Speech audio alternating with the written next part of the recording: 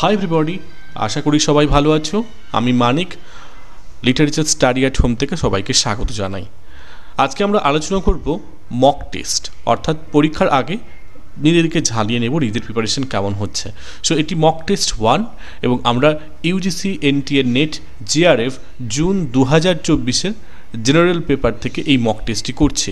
অর্থাৎ পেপার 1-এ আজকে আমরা মোস্ট ইম্পর্টেন্ট 50 MCQs সলভ করব। তো চলো শুরু করা যাক।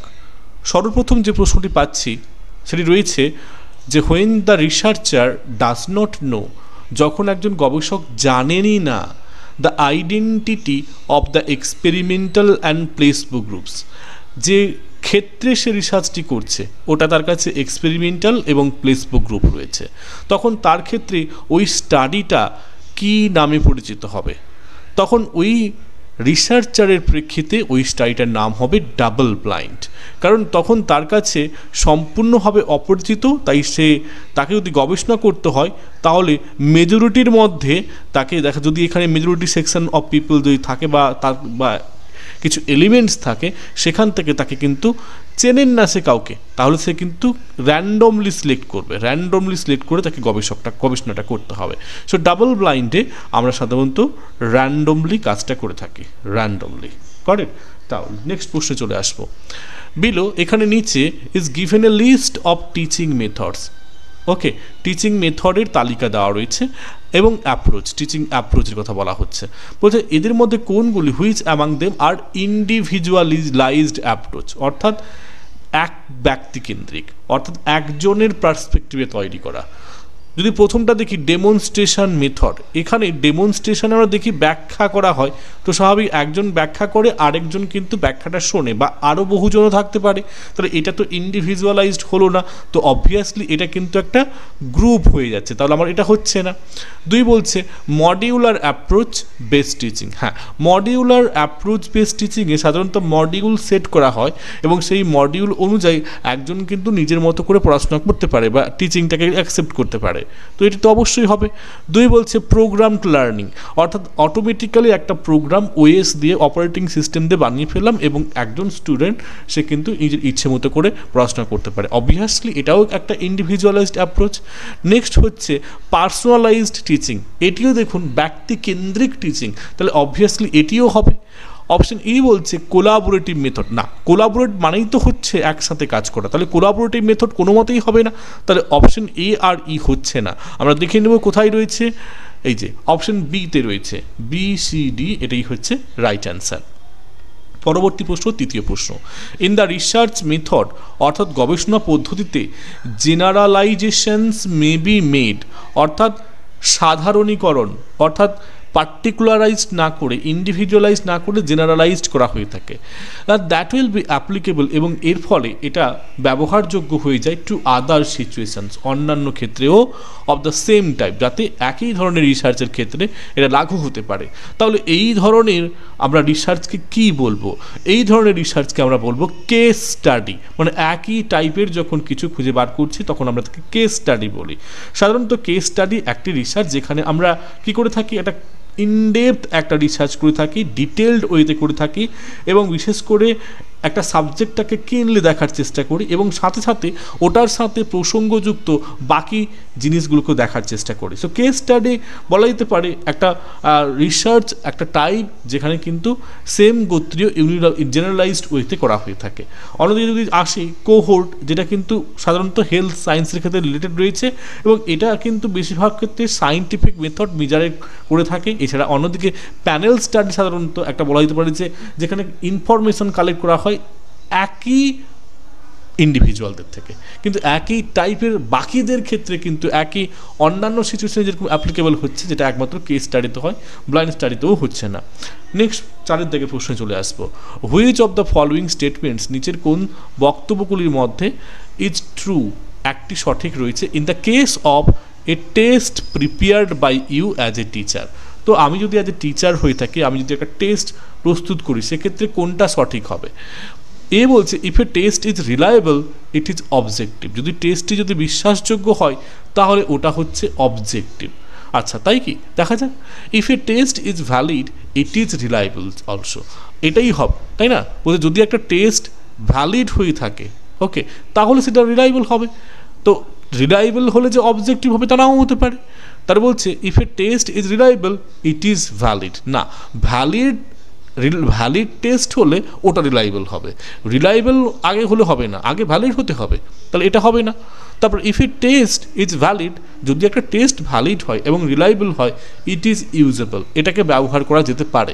তাহলে আমরা এখানে কোনটা সঠিক ধরবো? একটা টেস্ট যদি আমি ধরি তাহলে সেটা ভ্যালিড হলে রিলায়েবল দরকার হতো, সেখানে ভ্যালিড এবং রিলায়েবল দুটো একসাথে হওয়ার দরকার নেই, একটা হলেই হবে, ওকে, তারপরেই তো সেটা রিলায়েবল হবে, তাই না? তাহলে অপশন বি হচ্ছে রাইট অ্যান্সার। নাও 5 দাগে প্রশ্ন চলে আসবো। As per the cognitive development, অর্থাৎ আমাদের যে মস্তিষ্ক যে যে আমাদের যে মেমোরি পাওয়ার ডেভেলপ হয় সেই তত্ত্ব অনুযায়ী, যা পিয়াজেট এর এই কগনিটিভ ডেভেলপমেন্ট থিওরি অনুযায়ী অ্যাডোলেসেন্ট স্টুডেন্টস, কৈশোর বয়সের ছাত্রছাত্রীরা, are in which stage of development, তারা বৃদ্ধির কোন স্তরে থাকে? তো আমরা জানি যে পিয়াজেটের স্তরের মোট 4টি স্তর রয়েছে। তো নাম্বার 1 হচ্ছে এইটা সেন্সরি স্টেজ। সেন্সরি স্টেজ হচ্ছে যেটা হচ্ছে আমরা জানি জন্ম থেকে বার্থ টু এজ 2, জন্ম থেকে 2 বছর। তারপরে আসে প্রি অপারেশনাল স্টেজ, যেটা আমাদের এখানে নেই। তাহলে নাম্বার 1 গেল কি এইটা সেন্সরি। নাম্বার 2 ছিল, নাম্বার 2 হচ্ছে প্রি অপারেশনাল স্টেজ, ওকে। সো এটি হচ্ছে 2 বছর থেকে 7 বছর, ওকে। তৃতীয় থাকে কংক্রিট অপারেশনাল স্টেজ, যেটা হয়ে থাকে 7 থেকে 11 বছর। আর চতুর্থ বা শেষে থাকে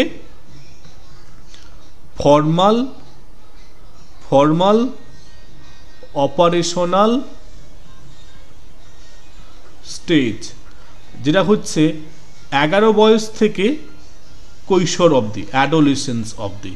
তো এবারে উত্তর নিশ্চয় আর বলতে হবে না। ফর্মাল অর্থাৎ adolescent student are in which stage of development, obviously formal operational stage. এখানে 11 থেকে অ্যাডোলেসেন্ট বলা হচ্ছে। চলে আসবে কোশ্চেন নাম্বার 6-এ।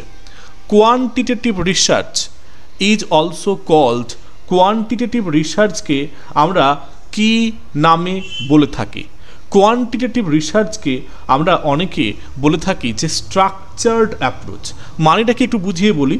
উত্তর স্ট্রাকচার্ড অ্যাপ্রোচ কেন বুঝিয়ে বলছি, যে এইরকম টাইপের যখন একটা রিসার্চ হয়ে থাকে, এখানে আমরা দেখে থাকি যে সাধারণত কমনলি এটা সার্ভে পদ্ধতিতে হয়ে থাকে, ওকে, যেখানে ইন্টারভিউ নেওয়া হয়ে থাকে এবং যেখানে সেম কোশ্চেন সেম অর্ডারে প্রত্যেকটা কিন্তু কোয়ান্টিটেটিভলি হয়ে থাকে।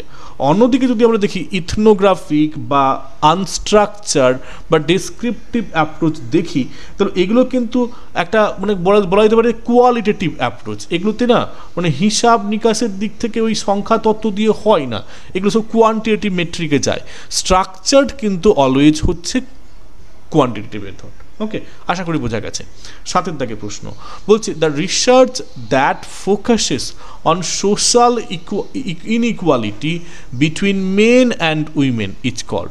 তো এমন কোনো গবেষণা যেই গবেষণাতে সামাজিক যে অসামঞ্জস্যতা, অর্থাৎ দুটোর মধ্যে ফারাক রয়েছে, ইনইকুয়ালিটি, অসামঞ্জস্যতা রয়েছে পুরুষ এবং নারীদের, তো এই নিয়ে যখন একটা গবেষণা হচ্ছে দ্য রিসার্চ ফোকাসেস, তো এইরকম টাইপের গবেষণাকে আমরা কি গবেষণা বলবো? তো যখন ইকুয়াল রাইটস নিয়ে বলা হচ্ছে ওটা বলা হয়ে থাকে জেন্ডার স্টাডিজ। আর জেন্ডারের ক্ষেত্রে বিশেষ করে এখানে আমরা যে সমস্ত টার্মগুলো পাচ্ছি, comparative research, longitudinal research, action research, ওগুলো নয়, রাদার ফেমিনিস্ট রিসার্চ হয়ে থাকে, তাই না?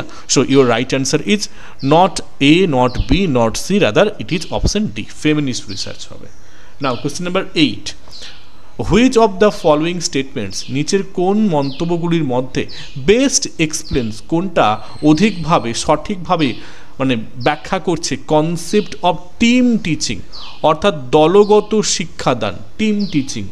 প্রথমে এ বলছে মোর দ্যান 2 টিচার্স টিচ, এই শুধুমাত্র দুজনের বেশি টিচার টিচ করলে কি টিম টিচিং হয়ে যাবে? ওকে, হতে পারে, but let's check it out. Best কোনটা হচ্ছে?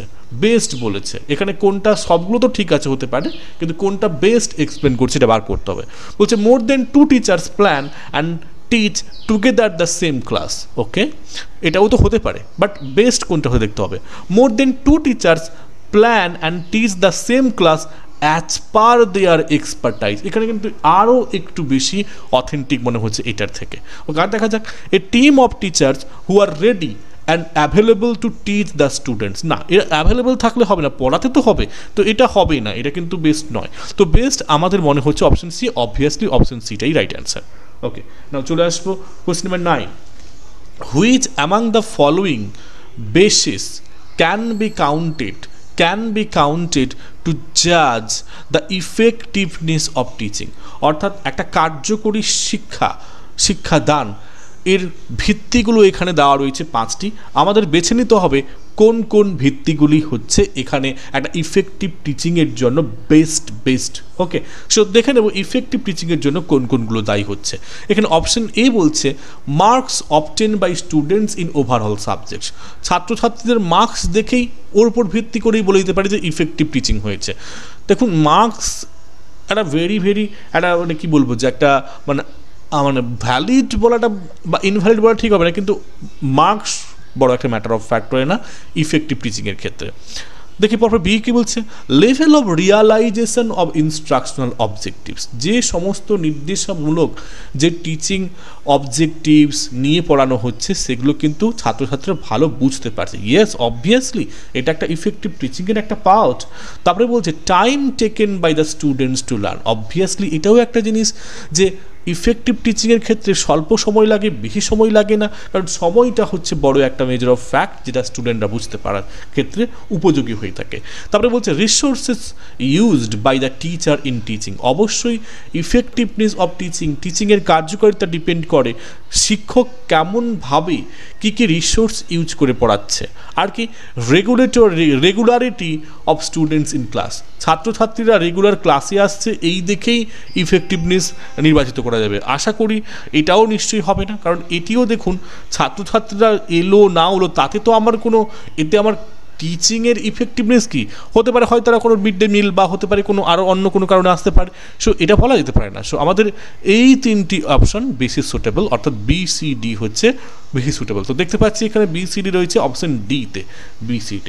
ওকে, now question number 10। The easiest attitudinal scale which is a summated rating scale is. তো এখানে 4টি রেটিং স্কেল রয়েছে। এই রেটিং স্কেলগুলির মধ্যে কোনটা হচ্ছে সহজতম অ্যাটিটিউডনাল স্কেল, যেটা সামেটেড করা হয়ে থাকে, সামেটেড রেটিং স্কেল, একেবারে এন্ডে করা হয়ে থাকা রেটিং স্কেল বলতে হবে এর মধ্যে কোনটি। দেখুন অপশানগুলো আমি বলে দিই। প্রথমে গাটম্যান স্কেল। এই গাটম্যান স্কেল এটা একটা না কিউমুলেটিভ স্কেলিং, এটা কিন্তু সামেটিভ স্কেলিং নয়, তাহলে এটা অবশ্যই হচ্ছে না। তারপরে যদি চলে আসি লাইকার্ট স্কেলিং, তো লাইকার্ট স্কেলিং হচ্ছে একটা রেটিং স্কেলিং যেটা সাধারণত সার্ভের জন্য ব্যবহার করা হয়ে থাকে, এবং এটা মানে বলা যেতে পারে যে সিরিজ অফ কোয়েশ্চেন করা হয়ে থাকে অ্যাট দ্য এন্ডে, সামেটিভে। তো অপশন বি হচ্ছে রাইট অ্যান্সার। ওকে, অন্যদিকে যদি দেখেন যে থার্স্টোন স্কেল, এটা হচ্ছে ফার্স্ট ফর্মাল মেথড স্কেল যেখানে সাইকোলজি এবং সোশিওলজিকে মানে কি বলা হয় মেজার করা হয়, এটা নয়, তাই না? এটাও নয়। এবং এমএলএ স্কেল তো সাইটেশন স্কেল, তো এখানে হয় না। তো এখানে সামেটেড রেটিং স্কেলের জন্য লাইকার্ট স্কেল ইউজ করা হয়ে থাকে। নাও নেক্সট চলে আসবে কোয়েশ্চেন নাম্বার 11। তবে 11-এ যাওয়ার আগে আমাদেরকে এখানে একটা কি রয়েছে, রিডিং কম্প্রিহেনশন। তো রিডিং কম্প্রিহেনশন পড়তে হবে। তো প্রথমত রিডিং কম্প্রিহেনশন পড়ার জন্য সবথেকে বেস্ট বা করার জন্য সবথেকে বেস্ট উপায় হচ্ছে আগে না অপশানগুলো পড়ে নিতে হবে। রয়েছে dissatisfaction is often witnessed in people with, অর্থাৎ বলছে যে ডিসস্যাটিসফিকেশন মানে কি অসন্তুষ্টি,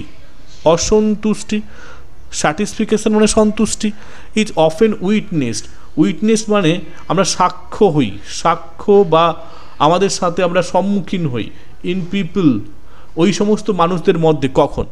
তো প্রশ্নগুলো আগে পড়লে পুরো প্যাসেজটা কী নিয়ে তা নিয়ে একটা আইডিয়া করা যেতে পারে। তো এখানে অপশন বলছে creative skills dissatisfaction often witnessed in people, কাদের মধ্যে বেশি থাকে? ক্রিয়েটিভ পিপলদের মধ্যে, হাই এক্সপেকটেশনদের মধ্যে, গুড ডিসিশন মেকিং পিপলদের মধ্যে, হাই এডুকেশন কোয়ালিফিকেশনের মধ্যে। আমি উত্তর এখন খুঁজতে যাব না, আমি তার 12 দাগের প্রশ্নটাও দেখে নেব। এই যে 12 দাগের প্রশ্নটা বলছে হোয়েন এ স্টুডেন্ট, একজন ছাত্র, stands first in the class, ক্লাসে যখন প্রথম হয়, the general credit is given to, তখন তার মানে জেনারেল ক্রেডিটটা কাকে দেওয়া হয়? কন্ট্যাক্টস, তার সমস্ত কন্ট্যাক্টদেরকে, ইন্টেলিজেন্স, তার বুদ্ধিমত্তাকে, তার হার্ডওয়ার্ককে, নাকি তার অ্যাট্রাকটিভ ফিচার্সকে? ওকে, দেখবো। তারপরে 13 দাগের প্রশ্ন কি বলছে? অ্যানাদার ওয়ার্ড ফর ওয়েটেজ, ওয়েটেজের ক্ষেত্রে আমরা আর কোনো ওয়ার্ড ব্যবহার করতে পারি কি? ক্রেডিট, মাস, ওয়েট, ফ্রিডম। ওকে, চলো 14 দাগের প্রশ্ন দেখে নিই।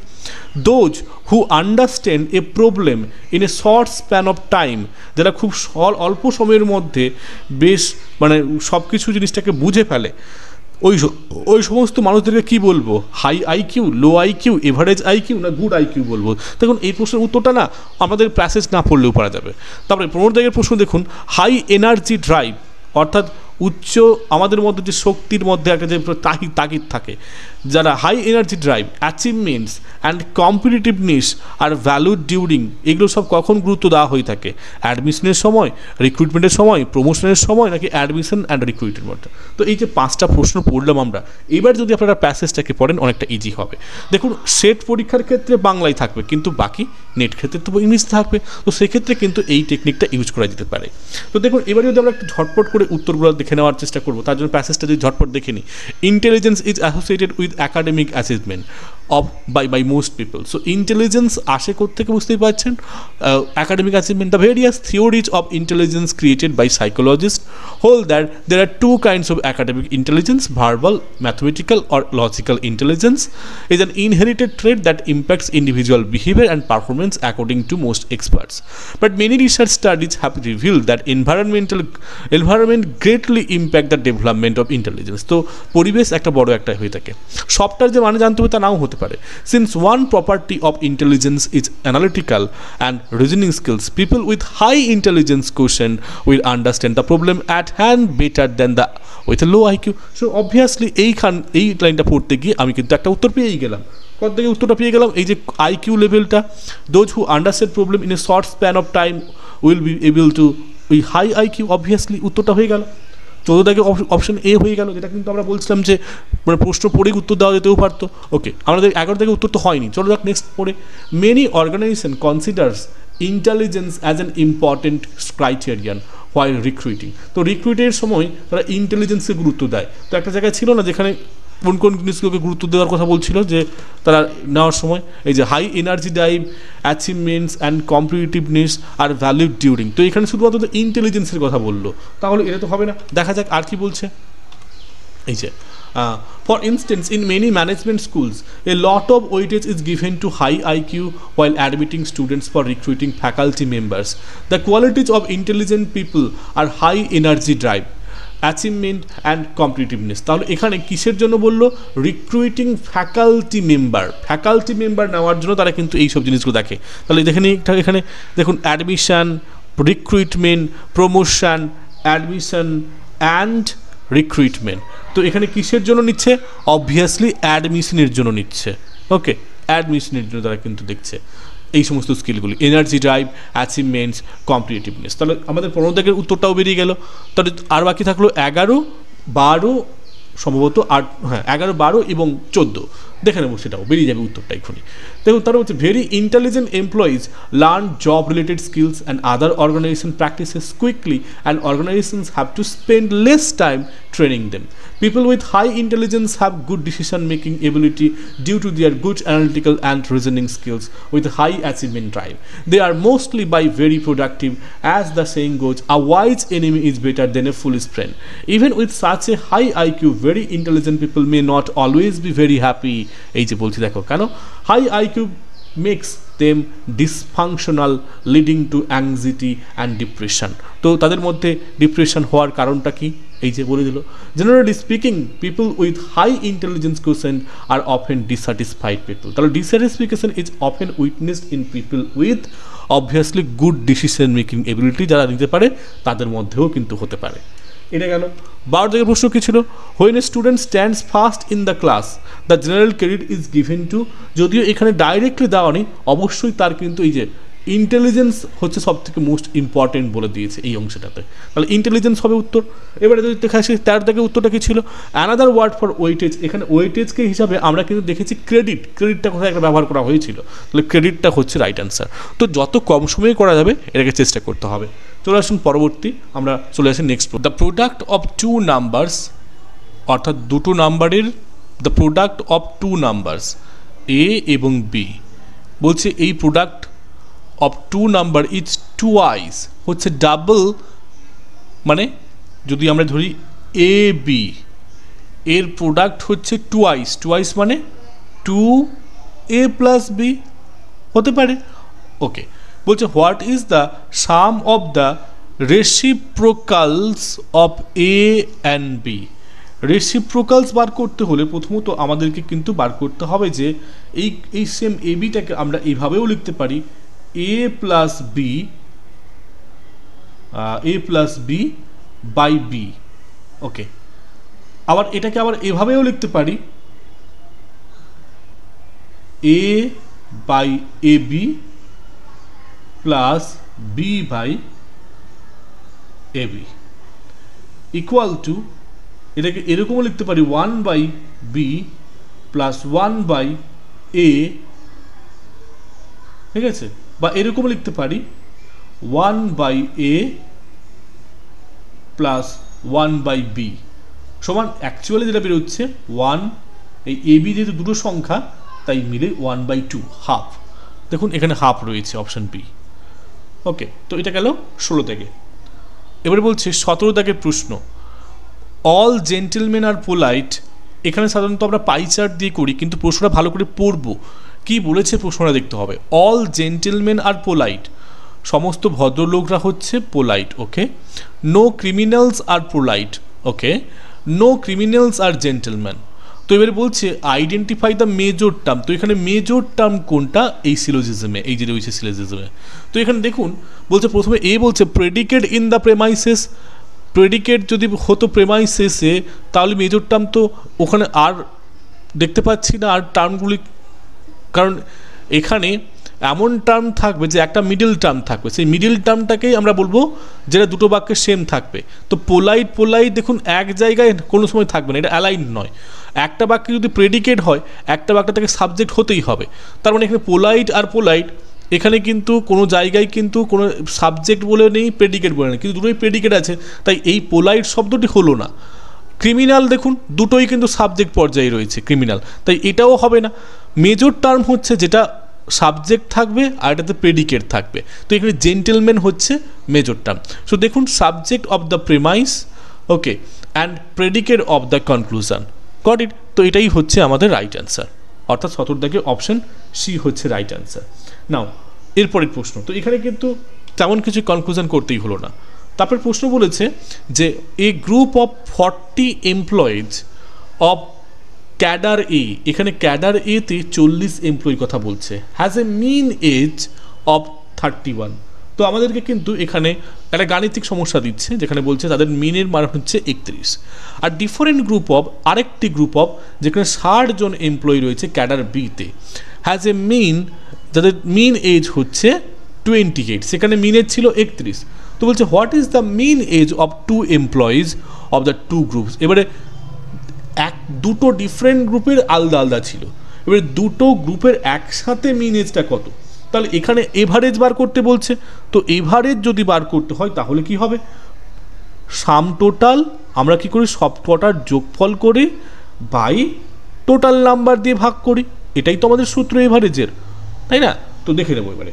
তো এবারে যদি দেখি টোটাল যদি এজ দেখি,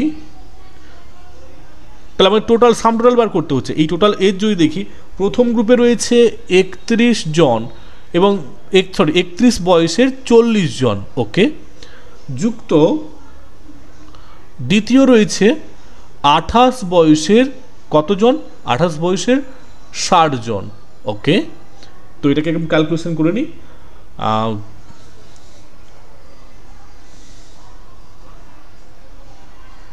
দাঁড়াবে এখানে, একটু আমি ক্যালকুলেটারটা ইউজ করে নিচ্ছি আপনাদের টাইমটা বাঁচানোর জন্য। হ্যাঁ, এখানে 29-20 হচ্ছে। ওকে, এবারে টোটাল নাম্বার অফ এমপ্লয়ি তো আমরা পেয়ে গেছি অলরেডি। টোটাল নাম্বার এমপ্লয়ি কত অলরেডি তো পেয়ে গেছি। আগে 40 আর 60 মিলে কত হচ্ছে, 40 + 60 = 100।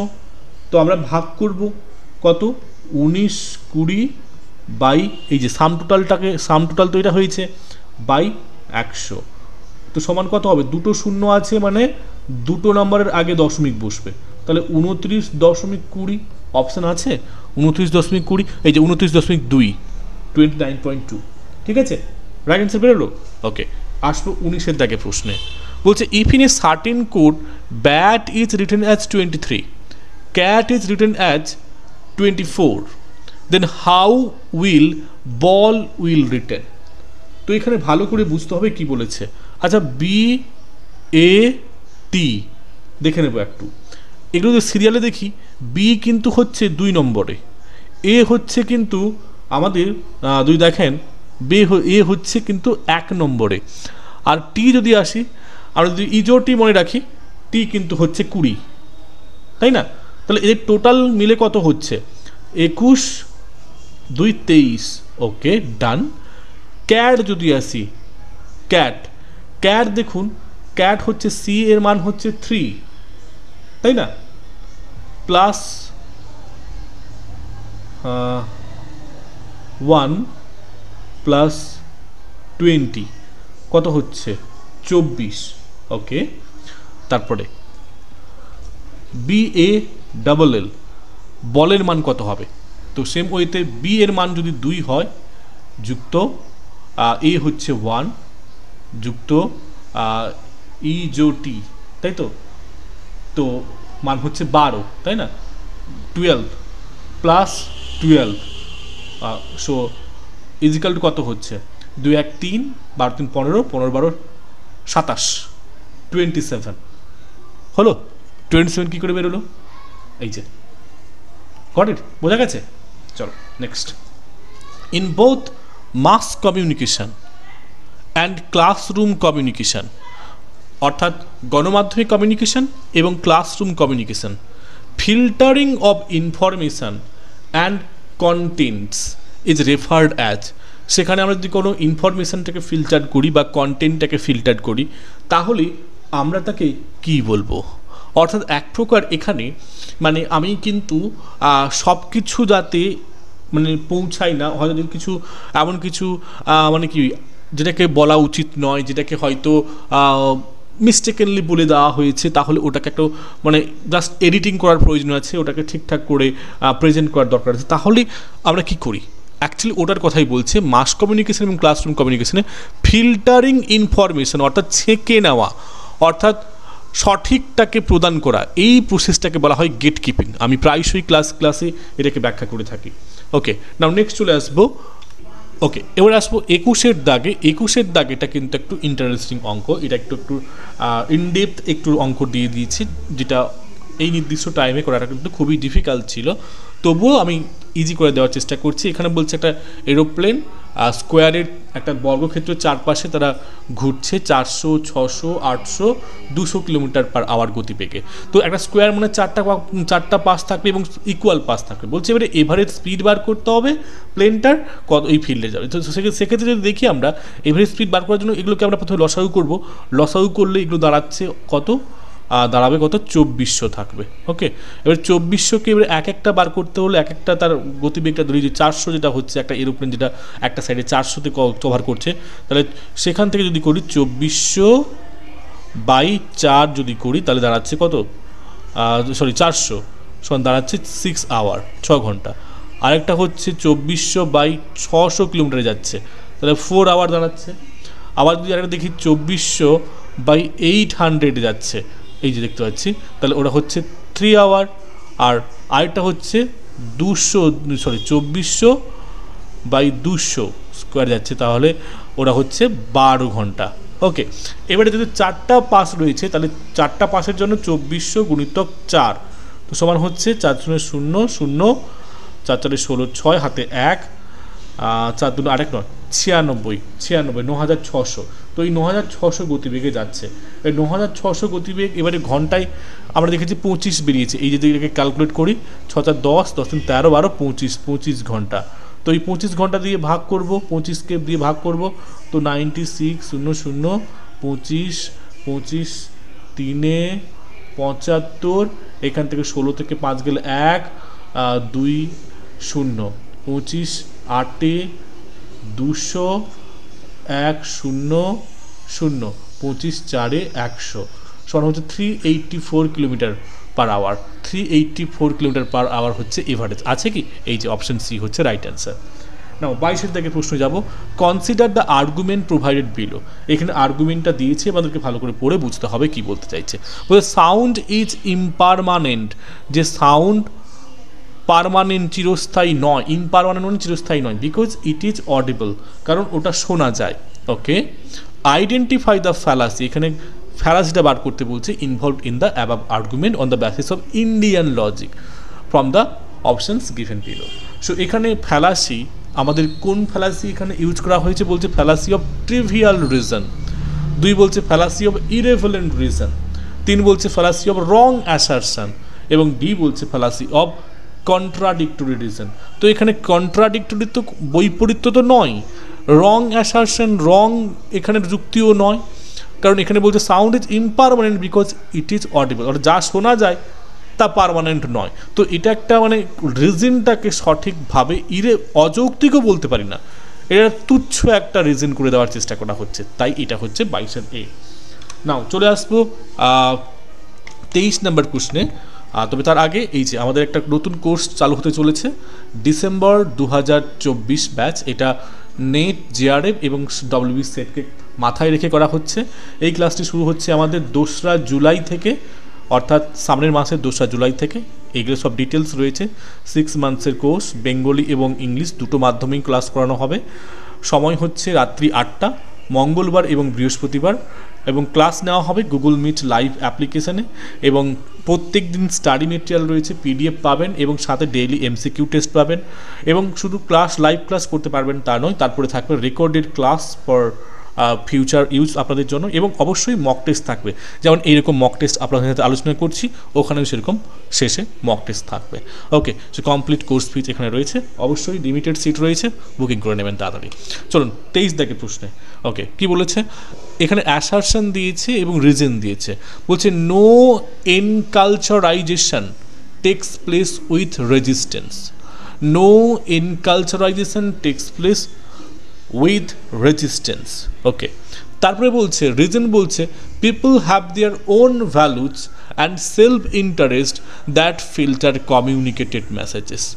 অর্থাৎ এখানে প্রশ্নটি এখানে আবার দেখে নেব কি বলছে, choose the correct answer from the given options. বলছে no enculturalization takes place with resistance. এখানে যে সবটা ওয়ার্ডের মিনিং জানতে হবে তা কিন্তু নয়, তা তবুও আমাদের কিন্তু এখানে এক একটা জিনিসকে বোঝার চেষ্টা করতে হবে। তো এখানে প্রথমে বুঝতে হবে যে কালচারাইজেশন আর এনকালচারাইজেশনের মধ্যে ডিফারেন্স কোথায়। যদি দেখেন এনকালচারাইজেশন, কোয়েশ্চেন নাম্বার 23, অ্যাসারশন এবং রিজন রয়েছে। সো অ্যাসারশন এবং রিজন এই দুটো যখন আমরা এরকম টাইপের প্রশ্ন পাই, অবশ্যই আমরা বলি যে কখনো এখানে আমরা ব্যক্তিগত কোনো অনুমান করব না, ব্যক্তিগত কোনো জ্ঞান ঢোকাবো না, যা আছে সেটাকে অ্যাজ ইউজুয়াল দেখব, এবং তা যদি মিলল তাহলে সেই রকম করে আমরা কিন্তু অ্যান্সার দেব।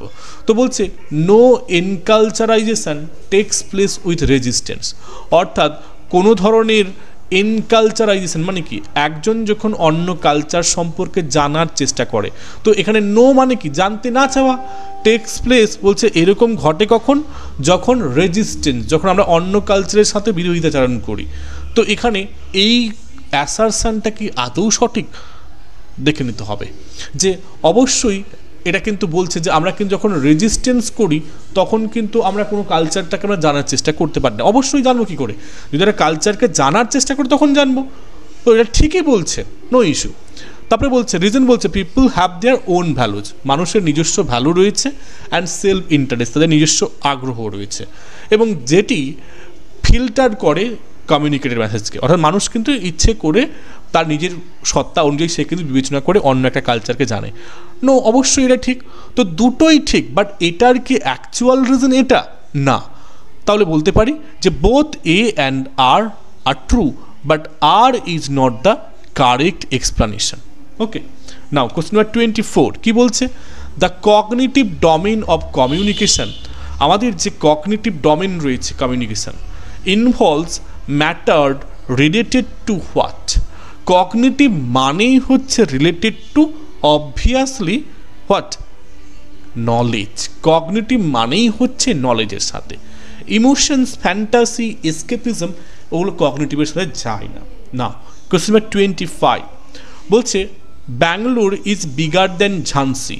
তো কম্পেয়ার করছে, ঝাঁসির থেকে ব্যাঙ্গালোর বড়। Satpura is bigger than Chittor, তো সাতপুরা হচ্ছে এখানে চিত্তোরের থেকে বড়। Rajgarh is not big as ঝাঁসি, আবার রাজগড় ঝাঁসির মতো এত বড় নয়, তবে এটা সাতপুরার থেকে বড়। So which is the smallest, এখানে সব থেকে ছোট কোনটা? দেখুন এক একটা আঁকি। সো ব্যাঙ্গালোর, যখন কথা পড়বেন সঙ্গে সঙ্গে লিখে নেবেন। সো ব্যাঙ্গালোর ইজ বিগার, তো যেটা বিগার তাকে আমি এই সাইন দিচ্ছি। ওকে, বিগার কার থেকে বড়? ঝাঁসির থেকে বড়। ওকে, ডান। তারপরে Satpura is bigger than Chittor, তো সাতপুরাটাকে আমি একটু নিচে লিখছি। সাতপুরা বড় কার থেকে? চিত্তোরের থেকে। চিত্তোর CHITTOR, চিত্তোর। এবারে এখানে বলছে, তারপরে কন্ডিশন বলছে Rajgarh is not as big as ঝাঁসি, তো ঝাঁসির মতো এত বড়, তাহলে রাজগড় নিশ্চয়ই ঝাঁসির নিচেই থাকবে। রাজগড় ওকে, এটা এখানে থাকবে, ঝাঁসি কিন্তু উপরে রেখেছি আমি কিন্তু। ওকে, এবারে বাট ইজ বিগার দেন সাতপুর, দেখুন বিগার সাতপুরের থেকে বড় এটা। এবার তবে রাজগড় কিন্তু ঝাঁসির মতো বড় নয়, তাহলে রাজগড়ের থেকে ঝাঁসি বড়। ওকে, তো এখানে সব থেকে ছোট কোনটা? অবভিয়াসলি চিত্তোর, তো চিত্তোর হচ্ছে right answer. Now question number 26। Okay, identify the argument under which instantial propositions are inferable from universal proposition. Okay, এখানে আর্গুমেন্টটাকে দেখতে বলছে যেখানে ইনস্টেন্সিয়াল প্রপোজিশন অর্থাৎ তাৎক্ষণিক একটা প্রপোজিশন করা যেতে পারে এবং অনুমান করা যেতে পারে একটা ইউনিভার্সাল প্রপোজিশন থেকে, অর্থাৎ একটা সবার জানা জিনিস থেকে একটা, অর্থাৎ একটা মানে কি থিওরি থেকে এক্সাম্পলে যাওয়া কোন ধরনের লজিকে হয়ে থাকে? অবভিয়াসলি ডিডাকটিভ আর্গুমেন্টে হয়ে থাকে। সো ভেরি ইজি ছিল এটা, শুধু কথার প্রশ্নের বাহারে এটাকে উড়িয়ে দিয়েছে। 27 থেকে বলছে a perception where we do not have the knowledge of an object, একটা অনুমান যেখানে আমাদের কোনো রকম জ্ঞান নেই কোনো বস্তুর সম্পর্কে। ক্যারেক্টারাইজড বাই এনি প্রেডিকেট, যেখানে অন্য কোনো বিধেয়ের সাথে রিলেটেড হতে পারে, but an apprehension of some unrelated elements, তবে অন্য একটা অপরিচিত জিনিসের সাথে মিল আছে, তাহলে তাকে আমরা কি বলবো? এরকম যখন হয়ে থাকে তাকে আমরা বলবো ইনডিটারমিনেট পারসেপশন। কি বলবো? Indeterminate perception. কারেক্ট।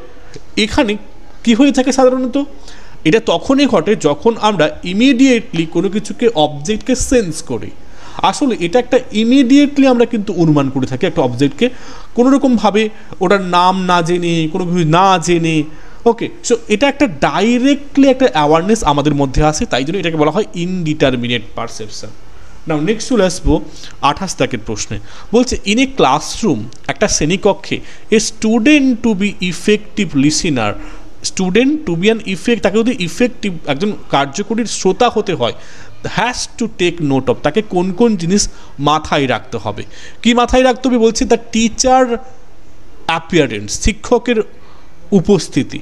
রিয়েলি কি দরকার? সে ইফেক্টিভ হওয়ার জন্য টিচারের অ্যাপিয়ারেন্সকে দেখা দরকার? নো ওয়ে, দরকার নেই। টিচারের অ্যাপিয়ারেন্সকে দেখতে হবে, তার মানে করি আছে। তার বলছি দ্য পিয়ার গ্রুপ, অর্থাৎ তার সমস্ত ক্লাসমেটকে। নো ওয়ে, কেন দেখবো?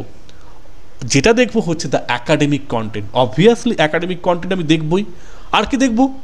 কমিউনিকেশন ডিস্ট্রাকশন, কী কী কমিউনিকেশন ডিস্ট্রাকশন আছে সেখান থেকে আমি দূরে থাকবো। অবভিয়াসলি সে অবশ্যই আমি এইগুলোকে গুরুত্ব দেবো। তাই আমার অপশন দেখতে পাচ্ছি এখানে, হ্যাঁ, সি অ্যান্ড ডি রয়েছে অপশন 4-এ। ওকে, চলো নেক্সট প্রশ্নে 29 দেখে since most interactions with other people take place at a highly superficial level. আমরা জানি অধিকাংশ মানুষের কথোপকথন একটা সুপারফিশিয়াল লেভেলে হয়ে থাকে। Making good dash becomes difficult. তো এই ক্ষেত্রে যখন সুপারফিশিয়াল হয়, কে কী বলছে আমাদের কিন্তু সবটা কিন্তু আয়ত্তের মধ্যে থাকে না, তাহলে ওটাকে আমাদের অনেক সময় অনেক কিছু কিন্তু অনুমান করতে হয়। আর এই অনুমান ইংরেজি কি প্রেডিকশান। তো এই প্রেডিকশান করাটা খুব ডিফিকাল্ট হয়ে থাকে। So making good prediction becomes very difficult. Okay, now question number 29 পরে রয়েছে 30। এ রিটেইলার, একটা গাণিতিক সমস্যা দিয়েছে। এ রিটেইলার, একজন retailer marks all his goods at 40%। তার সমস্ত দ্রব্যকে সে 40% দিচ্ছে অ্যাবাভ দ্য কস্ট প্রাইস। অর্থাৎ যা দিয়ে সে কিনেছে সেখান থেকে সে 40%-এর বেশিতে এমআরপি রাখছে। অ্যান্ড থিঙ্কিং দ্যাট, এবং ভাবছে যে he will still make 20% profit. সে তথাপি এই 40% এমআরপিতে রেখেও সে কিন্তু 20% প্রফিট পেতে পারে যদি সে 20% ডিসকাউন্ট দিয়ে থাকে মার্কেট প্রাইসের থেকে। অর্থাৎ মার্কেট প্রাইসের থেকে যদি সে 20% ডিসকাউন্ট দেয়, তাহলে সে 20% নিজে প্রফিটও করতে পারে। তো এবার প্রশ্ন হচ্ছে what is the actual profit percentage. So profit percentage চেয়েছে, ওকে, অফ দ্য সেলস। তো প্রথমত আমরা ধরতে পারি মনে করি এখানে যে কস্ট প্রাইস মানে যেটা সে কিনেছে, সিপি মানে কস্ট প্রাইস হচ্ছে 100 টাকা। ওকে, তারপরে ওর এমআরপি বা যেটাকে সে মার্কেট প্রাইস বলছে, মার্কেট প্রাইস বা ধার্য মূল্য আমরা বলে থাকি। মার্কেট প্রাইস কত বলছে, যে 40% রাখতে বলছে, 40% বলছে না, তাহলে 40% মানে 100 টাকা, 40% মানে অবভিয়াসলি 40 টাকা সমান 140 টাকা হচ্ছে। ডান। এবারে বলছে সে বিক্রি করবে 20% ডিসকাউন্ট দিয়ে, 20% ডিসকাউন্ট দিয়ে। তাহলে 140 টাকা যদি সে এমআরপি রাখে, সেখান থেকে 20% ডিসকাউন্ট দিয়ে সে বলছে, তাহলে 20% টাকা আর 20% অফ 140, তো 20 ইন্টু 140, 20/100 ইন্টু 140, 0,000 সমান 28 টাকা, 28। তো 140 মাইনাস 28 সমান হচ্ছে এখানে 112 টাকা। Got it. এবারে বলছে তাহলে সে প্রফিট পার্সেন্টেজ কত হলো। তাহলে প্রফিট পার্সেন্টেজ, আগে প্রফিট পার্সেন্টেজ বার করার আগে আমি আগে বের করে নেব যে এখানে সে প্রফিট পার্সেন্টেজ, তো আমরা প্রফিটটা কত করলো অ্যাকচুয়ালি 100 টাকা দিয়ে সে কিনেছিল, কিন্তু এবার সেখান থেকে সে 112 করেছে, তাই তো। তো প্রফিট সে কত করলো, আগে প্রফিট ডিফারেন্সটা দেখে নিই, দেখে নিই আগে। তাহলে 112 মাইনাস 100 সমান 12 টাকা। তো 12 টাকা এই প্রফিট ডিফারেন্স তাহলে কত হচ্ছে, তো এখানে 12/100 ইন্টু কত ছিল, কত জন্য ছিল এখানে, কত টাকা নিরিখে করা হচ্ছে, 100 টাকার নিরিখে। হ্যাঁ, অবভিয়াসলি 12%, এই যে 12% হচ্ছে, 12%। ওকে, গট ইট, বোঝা গেছে। এবারে আবার ডিআই রয়েছে, টেবিল চার্ট এখানে রয়েছে। So consider the following table that shows the total number of students. এখানে টোটাল নাম্বার অফ স্টুডেন্টস একদিকে রয়েছে, and percentage of female, total number of students এই দেখতে পাচ্ছ, এই যে টোটাল নাম্বার অফ স্টুডেন্টস বলেছে এখানে। আর এখানে একদিকে টোটাল রয়েছে, তারপরে ফিমেল রয়েছে কত, মেল রয়েছে কত, এই যে একদিকে দেখতে পাচ্ছি মেলস ফিমেলস রয়েছে। এবার ডিপার্টমেন্ট রয়েছে ফিজিক্স, কেমিস্ট্রি, ইংলিশ, হিন্দি। ওকে, চলো ম্যাথমেটিক্যাল টাস্কে দেখি। So which of the departments has maximum number of female student. কোন ডিপার্টমেন্টে অধিক পরিমাণ ফিমেল স্টুডেন্ট রয়েছে। তো এটা কি অঙ্ক কষার দরকার আছে? তো দেখে নেব যে কোথায় ফিমেলের ভাগটা বেশি। দেখতে পাবো এগুলো কি করে বার করতে পারবো। ম্যাথমেটিক্যাল টাস্ক কি করার প্রয়োজন আছে? অবশ্যই প্রয়োজন আছে। দেখে নেব যে নাম্বার অফ ফিমেলটাকে আগে বার করবো, তাই তো। ফিমেল পার্সেন্টেজ চেয়েছে যে কোন ডিপার্টমেন্টে বেশি আছে। আচ্ছা, বার করবো ফিমেল পার্সেন্টেজ বার করতে হলে ফিজিক্সে বার করতে হলে, ফিজিক্সে আছে ফিমেল কত 45, তাহলে 45/100 টোটালের এগেনস্টে হবে, 450-এর এগেনস্টে হবে, 0 কাটলো। এবারে 5 2 10, 5 9 45, আর কিছু হবে? আর তো মনে হয় কাটছে না। কাটবে কি? আর কোনো কাটবে না মনে তো হচ্ছে। 2 না, 5 9 45, 5 9 45, 5 হাতে 2 4, 9 4 36, 4 405/2, তাহলে সমান হচ্ছে নিয়ার অ্যাবাউট 202.5 এরকম হচ্ছে। ওকে, ডান। তারপর ফিজিক্স গেল এটা আমার। তারপরে যাচ্ছে কি কেমিস্ট্রিতে বার করব। কেমিস্ট্রিতে তাহলে রয়েছে 35/100 গুণিতক কত, 550 রয়েছে, 550, 0 0 কাটলাম, 5 2 10 11। সো এখানে নিয়ার অ্যাবাউট দাঁড়াচ্ছে কত, 11 3 33, 11 5 55, 5 হাতে 5, 11 33, 5 38, তাই তো, 33 5 385/2 সমান নিয়ার অ্যাবাউট এখানে হচ্ছে 150, 160 দুনে 170, 190। আচ্ছা, নিয়ার অ্যাবাউট 192.5 হচ্ছে, 192.5 হচ্ছে। ওকে, ফিজিক্স কেমিস্ট্রি গেল। আচ্ছা, এবারে আছে কোন সাবজেক্ট, নেক্সট সাবজেক্ট রয়েছে ইংলিশে বার করব 55/100, এই যে 55 রয়েছে, 55/100 গুণিতক 300। তো 300 মানে দুটো শূন্য কেটে গেল এখানে। এবারে 55 3 5 3 15, 5 হাতে 1, 5 15 16, 165 এটা হচ্ছে।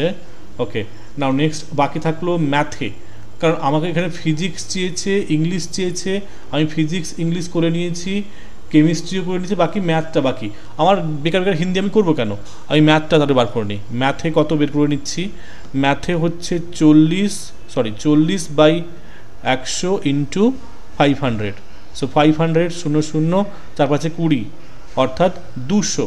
তো এখানে ম্যাক্সিমাম কোথায় রয়েছে, 200তে রয়েছে, ম্যাক্সিমাম রয়েছে 200তে, অর্থাৎ তাহলে আমরা বলতে পারি যে কি বললো, which of the department has maximum number of female student, মানে ফিমেল স্টুডেন্টের সংখ্যা হতে বেশি, এই যে আমি ভুল বললাম, 200 থেকেও তো বেশি তো ফিজিক্স আছে, ফিজিক্সের 202.5 আছে, তাই না? তাহলে ফিজিক্স হবে রাইট অ্যান্সার। ওকে, বোঝা গেছে আশা করি কেমন করে করলাম। চলে আসি নেক্সট প্রশ্নে, which of the department has maximum number of male students.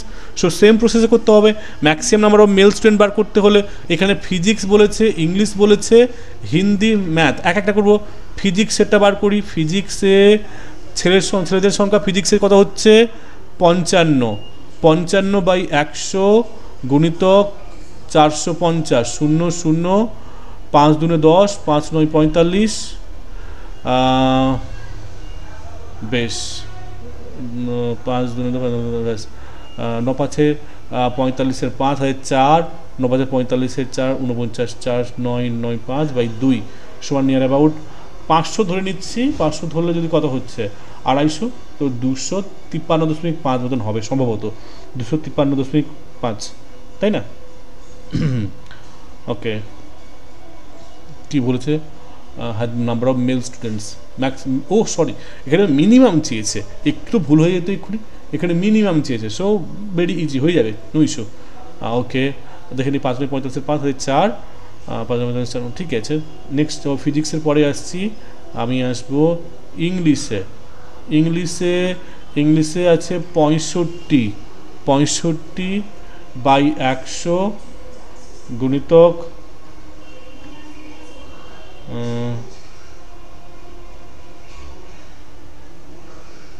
ওহো, আমরা এত করবো কেন, আগের অঙ্কে ছিল পার্সেন্টেজ ছিল, has maximum number of female students.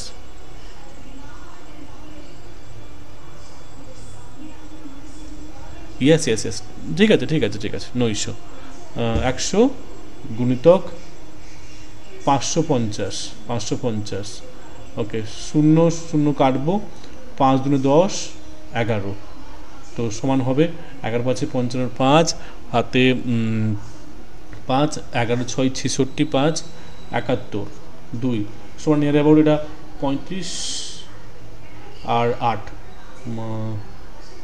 358 মতন হবে। ওকে, তারপরে রয়েছে হিন্দি বিষয়ে,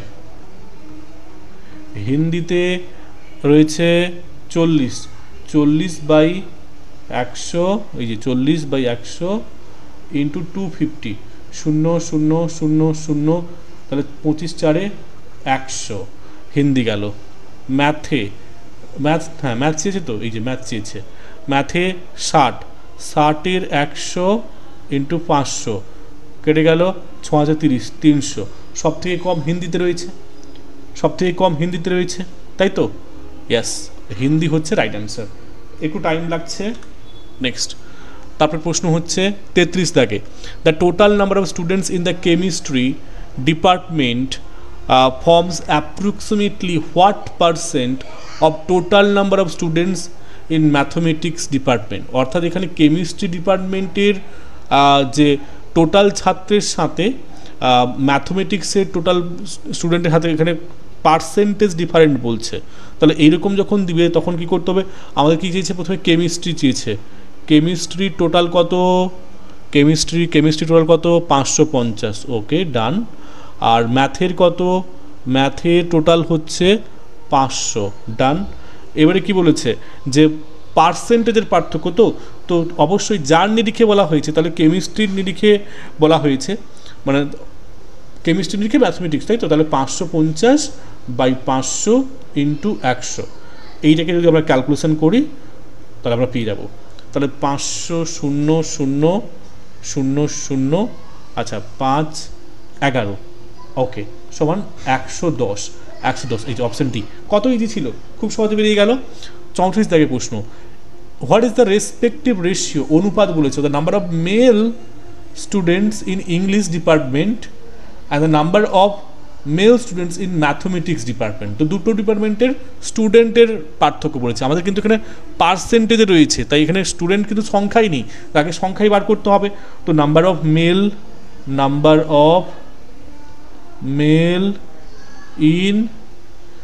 ইন ইংলিশে মেল সংখ্যা কত? আমরা কি আগে যেগুলো করলাম সেখানে কি মেল বের করেছি? ফিজিক্স, ইংলিশ এই তো বের করেছিলাম। 65, মানে এখানে 253 মতো হয়েছিল, তাই তো ইংলিশে, ডান। এটাই বার করবো। তাহলে 253.5 মতো ছিল, ওকে। আর ম্যাথমেটিক্সে বের করেছিলাম কি? ম্যাথমেটিক্সের সংখ্যা বের করেছিলাম মেল, তো ইয়েস 60 ছিল এখানে, ইয়েস 300, ওকে 253। আর নাম্বার অফ এখানে মেল ইন ম্যাথ সমান 300। তো ওর অনুপাত করতে বলেছে 253:300, তাই তো? তো যদি আমরা ক্যালকুলেশন করি,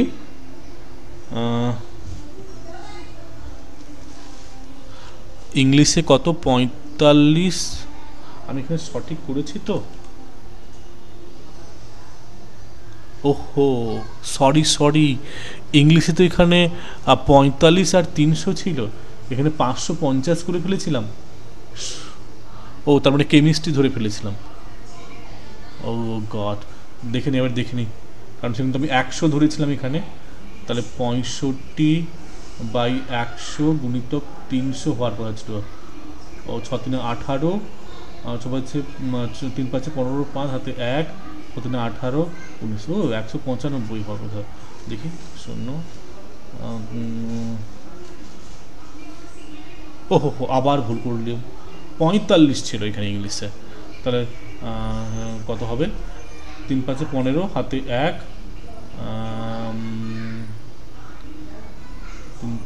3 4 12 13, 3 4 12 13, 135 হওয়ার কথা ছিল, 135। ও তবুও কিন্তু 100 লো এসেছিল, ঠিক আছে, অসুবিধা নেই। তাহলে এখানে 253 নয়, এটা হবে 135 দাদা, ওকে। তাহলে এটা কত হলো? এটা ইংলিশে 135, 135:300। তারপরে এটাকে অনুপাত যদি করি 135/300, 3 দিয়ে করি, 3 4 12, 3 5 15, 3 10 30, 0, 5 9 45, 5 20, তারপরে আর কি কাটবে? 9 না, আর কাটবে না, 9/20, 9:20 আছে কি? ও গড, এই তো মিলে গেছে, 9:20 মিলে গেছে। চলো next, what is the total number of females in English and Hindi departments together. Hindi এবং ইংরেজি মিলে মেয়ের সংখ্যা কত বলেছে। আচ্ছা আমরা তো বের করেছিলাম হিন্দিতে, তো বের করেছিলাম না। আচ্ছা হিন্দিটা শুধু বার করতে হবে, বাকিগুলো আমরা বের করেছিলাম। হিন্দিতে ফিমেল বলছে 60%, তাহলে 60/100 250, 250 এই যে 60, এই যেটা 0 কাটলাম, 5 দুনে 10, 5 5 25, 2 30 60 সমান হচ্ছে 3 5 15, 150, 150 হচ্ছে এখানে উত্তর। আচ্ছা এবারে বের করলাম। এবারে ইংলিশে কত ছিল আমরা বের করেছিলাম, প্রবাবলি প্রথম অঙ্কে ছিল, এই যে প্রথম অঙ্কে ফিমেল ছিল, ইংলিশে এই যে 165 ছিল, তো মিলে কত হচ্ছে 150 এবং ইংলিশে 165, 165 প্লাস 150 মিলে কত হচ্ছে 315। ইয়েস অ্যাবসলিউটলি 315 আছে, 315 ডান, বেশ ম্যাথমেটিক্যাল টাস্ক কমপ্লিট। 36 থেকে এর ঝটপট টানবো কিন্তু। Name the scheme which aims to create research ambience in the institute by promoting research in engineering sciences. তো কোন স্কিমটি লক্ষ্য করেছে create a research ambience in the institute by promoting research in engineering sciences? এটা কারা করেছে? Obviously RPS, research promotion scheme, research promotion scheme, research promotion scheme. Okay next আসবো 37, which of the following is a biological method of disposal of municipal solid waste? অর্থাৎ municipal solid ওয়েস্টটাকে biologically কোন মেথডের মাধ্যমে আমরা dispose করব? Obviously এটা কম্পোস্টিংয়ের মাধ্যমে করা হয়ে থাকে, composting. Now question number 38, the medium of instruction in Vedic system of education has been? বৈদিক সময়ে কি ভাষায় পড়ানো হতো? বৈদিক সময়ে পড়ানো হতো অবভিয়াসলি সংস্কৃত ভাষায়। Next, which of the following pollutants, নিচের মধ্যে কোন পলিউটেন্টস বা দূষকটি is included in air quality index in India? Air quality index in ইন্ডিয়াতে ব্যবহার করা হয়েছে বা পাওয়া গেছে, পলিউটেন্টসটাকে দূষক হিসেবে খুঁজে পাওয়া গেছে। উত্তর হচ্ছে সালফার ডাইঅক্সাইড। ম্যাক্সিমামলি এইটাই এয়ার ইন্ডেক্স ইন ইন্ডিয়াতে এই পলিউটেন্টটাকে ধরা গেছে বেশিভাবে। তারপরে which of the following is or are, নিচের মধ্যে কোনটি বা কোনগুলি missions under the national action plan on climate change? National action plan on climate চেঞ্জে এই মিশনগুলি বা এই মিশনটিকে নেওয়া হয়েছে। উত্তর হচ্ছে অবভিয়াসলি এখানে সাস্টেনিং হিমালয়ান ইকোসিস্টেম অবশ্যই, এছাড়া আমাদের strategic knowledge for climate change, এই দুটিকে গ্রহণ করা হয়েছে। তাহলে এ আর সি অবশ্যই অপশান 4টা হচ্ছে রাইট অ্যান্সার। নাও নেক্সট চলে আসবো আমাদের এই যে in national action of climate change, যে কথা বললাম national action plan on climate change, এটি আমাদের ভারতবর্ষে বা এটা বলা যেতে পারে যে দেশীয় ব্যাপিক যেভাবে নেওয়া হয়েছিল 2008 সালে গ্রহণ করা হয়েছিল এবং এখানে মোট 8টি এরকম মিশনের কথা বলা হয়েছিল। তার মধ্যে সোলার সিস্টেম ছিল, তার মধ্যে আমাদের এই সাস্টেনেবল হ্যাবিটেট ছিল, ন্যাশনাল ওয়াটার সলিউশন ছিল, এরকম 8টি ছিল। তো এটাকে নিয়ে সেপারেট আলোচনা করা যেতে পারে, অর্থাৎ NAPCC, this is very much important concept. If you want to know, comment. Okay, I will discuss later. Now, blue baby syndrome can happen due to excess of which component in water?